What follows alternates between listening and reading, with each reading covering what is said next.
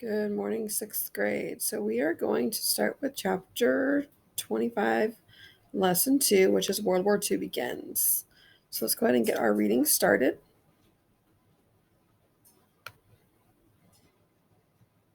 Lesson 2. World War II begins. It matters because, for millions of people, World War II was the most destructive event in the 20th century. The path to war. Guiding question. How did European leaders respond to the demands Hitler made for territory? Many Germans believed that the Allies had unfairly punished Germany for causing World War I. They supported Adolf Hitler because he criticized the Treaty of Versailles. In his speeches, Hitler vowed that he would no longer obey the treaty. The Treaty of Versailles greatly limited the size of Germany's military. Hitler stated that Germany would no longer accept this limitation. In March 1935, he announced that Germany would increase the size of its army and form a new air force. The Treaty of Versailles also gave clear instructions about the Rhineland. This German region lay between the Rhine River and the French border. To protect France, the treaty stated that no German troops could be in the Rhineland. Taking a chance that France and Britain would not intervene, Hitler ordered German troops into the Rhineland in March 1936. As Hitler expected, France and Britain did not use force because neither was willing to risk a war. British leaders thought they could avoid conflict by accepting Hitler's demands, a policy known as appeasement. Because the French relied on British help, they also accepted his demands. Hitler and Mussolini. Hitler gained an ally in Italy's Benito Mussolini. In 1935, Italian troops invaded the African kingdom of Ethiopia. Britain and France opposed the invasion, but neither country acted to stop it. Hitler, however, fully supported Mussolini. Next, the two dictators intervened in Spain. From 1936 to 1939, a destructive civil war divided that country. Germany and Italy helped a Spanish military leader, General Francisco Franco, overthrow Spain's new democratic republic. Like Hitler and Mussolini, Franco headed a strong government that demanded citizens' total loyalty. Soon after Franco's victory, Hitler and Mussolini formed an alliance. Franco did not join with them. Okay, so here's a map that we can see some of the lands that Hitler was invading.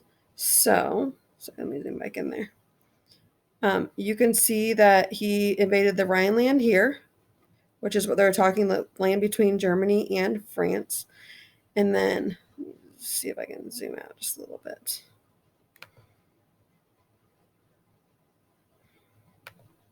Sorry about that. This is not very user-friendly. Okay, so Hitler takes over Austria after the Anschluss. So there he invaded Austria. In 1938, Hitler is given the Sudetenland by the British and the French. And then in 1939, Hitler marches into and takes over Czechoslovakia. And then in 1939, Hitler demands control of the Danzig corridor and invades Poland. So all these different places that Hitler is trying to go back into. And this is a lot of the land that Germany lost in the Treaty of Versailles after World War I, land that was taken from Germany. And now Hitler is going back in and trying to invade and take that land back. Meanwhile, Hitler grew bolder. He demanded that German-speaking Austria become part of Germany. The Austrian chancellor asked Britain and France for help. But once more, the two democracies did nothing. In March 1938, Hitler sent German troops into Austria and took over the country. Hitler next turned to Austria's neighbor, Czechoslovakia. He demanded that the Czechs give up the Sudetenland, a part of Czechoslovakia where many Germans lived. Czechoslovakia refused and was ready to fight to keep its territory. Britain and France, fearing a major war, preferred to hold talks. In September 1938, European leaders met in the German city of Munich. At the Munich conference, British and French leaders agreed to Germany's demand for the Sudetenland. In return, Hitler pledged not to further expand German territory. Neville Chamberlain, Britain's prime minister, promised that there would be peace in our time. Events soon proved Chamberlain wrong. In March 1939, German forces took over western Czechoslovakia and set up a Nazi-friendly state in the eastern part. Hitler then demanded control of Danzig, a German city located in Poland that was under League of Nations protection. Britain responded by promising to support Poland if the Germans invaded its territory. Progress check. Analyzing. Why did Britain and France follow a policy of appeasement? The coming of war. Guiding question. How did war in Europe develop into another world war? Hitler spent the summer of 1939 preparing to invade Poland. He was concerned, however, that Stalin would oppose him. Although bitter enemies, Hitler and Stalin signed a treaty in August 1939, promising not to attack each other. They also secretly agreed to divide Poland. Hitler now could attack.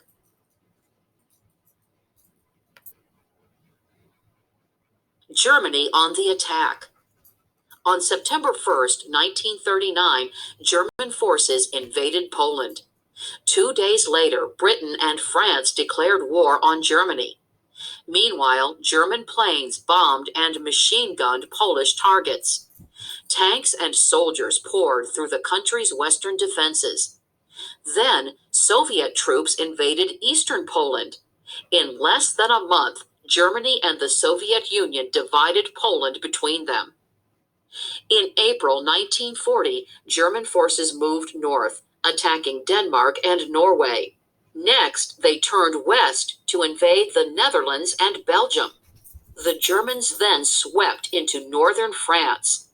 Italy joined the war on the side of Germany, attacking France from the southeast. On June 14th, German troops marched triumphantly into Paris. The French surrendered a week later. So let's go ahead and take a look at this picture here. So the Blitzkrieg and the fall of France. So it says German forces used a military tactic known as a Blitzkrieg or lightning war. It involved German warplanes, tanks, and soldiers coordinating attacks with extreme speed. The tactic was successful because it shocked and confused those being attacked so they could not defend themselves. Planes first bombed a city or other target. As air attacks destroyed railroads and communication centers, raiding tanks and troops on the ground added to the confusion and destruction. Blitzkrieg was used against Poland, Belgium, the Netherlands, and France. France fell to the Nazis in 1940. Within occupied France, a resistance movement formed and worked in secret to sabotage the Germans. Although the French resistance failed to make a major impact against the Germans, they passed key information to the British. They also interfered with German supply lines, transportation networks, and other operations. And so if you look back at this picture here, it says German officers, led by Hitler himself, marched through Paris. The fall of France meant that Britain would now have to face Nazi Germany. Let's get back into the reading. The Battle of Britain. The fall of France meant that the Allies were down to one major power, Britain. Hitler expected the British to seek peace. Instead, Britain's new Prime Minister, Winston Churchill, defiantly declared, primary source, "We shall defend our island, whatever the cost may be. We shall fight on the beaches. We shall fight on the landing grounds. We shall fight in the fields and in the streets. We shall fight in the hills. We shall never surrender." Winston Churchill, from a speech to the British House of Commons, June 4th, 1940. Hitler was now determined to invade Britain. In August, the German Air Force set out to destroy Britain's Royal Air Force, RAF, and take control of the skies. The Germans began bombing British airfields and aircraft factories. These attacks started an air battle that became known as the Battle of Britain. And let's take one more look at this picture here. So this is the bombing of London itself during the Battle of Britain caused destruction and loss of life. It did not, however, defeat the British people. And so let me zoom in on this picture here for you. So that's some of the destruction that happened during the Battle of Britain.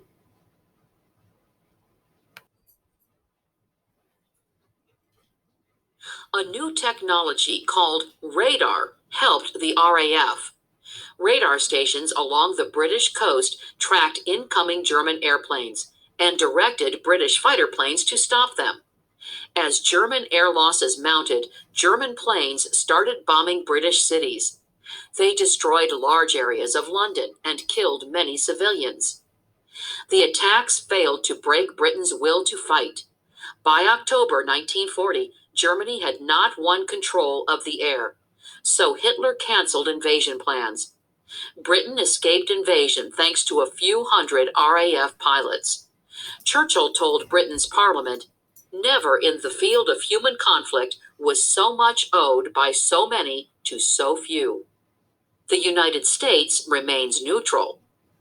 At first, the United States was determined to stay neutral, or not taking sides in the war. In the 1930s, Congress had passed laws making it illegal for the United States to assist warring countries if the U.S. was not involved in the war itself. President Roosevelt, however, viewed Germany as a danger to the United States.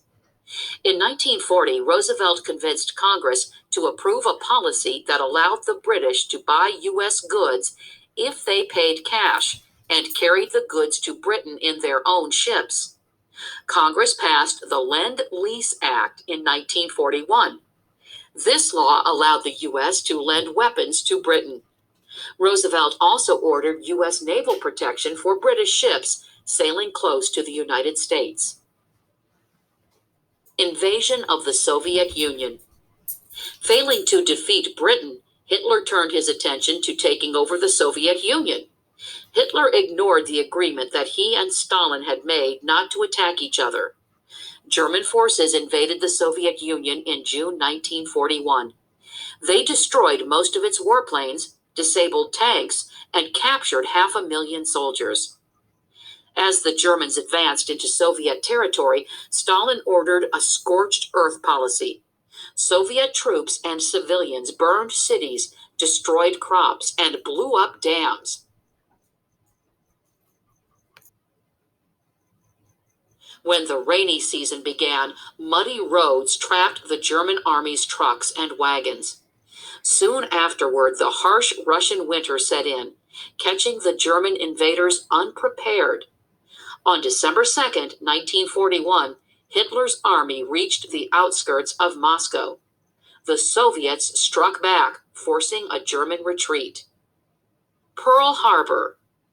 While Hitler and Mussolini waged war in Europe, the Japanese launched new attacks in East Asia. Japan had taken over Manchuria in 1931. During the rest of the 1930s, the Japanese moved steadily southward into China. In December 1937, they seized Nanjing, the Chinese capital. China's leader, Chiang Kai-shek, retreated into China's interior. His government later joined the Allied powers. Japan next moved into Southeast Asia. After France surrendered in 1940, Japanese forces seized the French colony of Indochina. The Japanese also wanted to seize the Dutch East Indies, British Malaya, and the Philippines. Their goal was to obtain badly needed food supplies, oil, and rubber. In response to Japan's actions, President Roosevelt blocked Japanese efforts to withdraw money they had deposited in American banks. He also stopped sales of oil, gasoline, and other resources to Japan. The American actions angered the Japanese, who decided to go to war against the United States.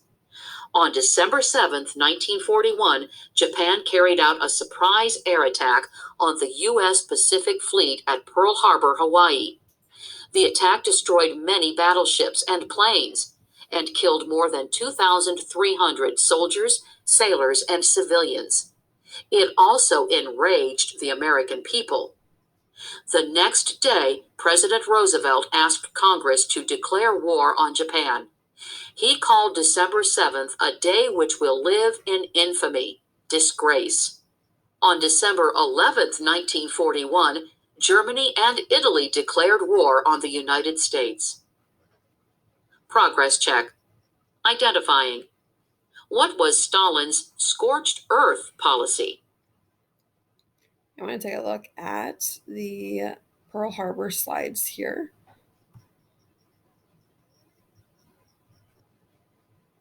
Attack on Pearl Harbor.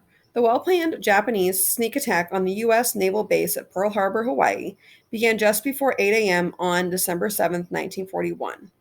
Nearly 200 Japanese aircraft descended on the naval base. Despite initial reports of 350 American deaths, more than 2,000 U.S. soldiers were killed. Japan lost fewer than 100 pilots. The attack shocked the United States and the world. The next day, newspaper headlines around the world darkly announced the shocking news that the United States had been shaken from its isolationism. The country was now at war with Japan. And you can see that 1,500 dead in Hawaii. That was a newspaper heading. The Honolulu Star Bulletin released an early special edition with low casualty figures. Over the coming hours and days, the full extent of the damage became clearer to reporters. Although the early news seemed grim, the Japanese failed to destroy the more important U.S. aircraft carriers and military infrastructure, or basic physical structures, on the island. What at first appeared to be a stunning Japanese victory was an attack that awoke a sleeping giant by drawing a powerful new country into the war. The Japanese military planners had hoped to eliminate a threat that might keep them from launching further attacks in Southeast Asia. Instead, according to many military scholars, they miscalculated and opened up an entire new front in their war, a mistake for which they would pay a high price. So again, another newspaper heading: War, Oahu bombed by Japanese planes. All right, so in your online textbook, there is a fill in the blank game that you can check out. So if you click on it, again, it asks you if you want to be timed or not. No. And then you can play the game where you fill in the blanks. So it says, for instance, France and Britain at first used blank, accepting Hitler's demands to avoid war with Germany. And if you remember, they used appeasement, saying, all right, we'll just appease him, let him have that land as long as he doesn't take any more land. So we'll move the answer into that spot, and then you would just move your way down, and then at the end, you can click reveal the answers and then see how you did.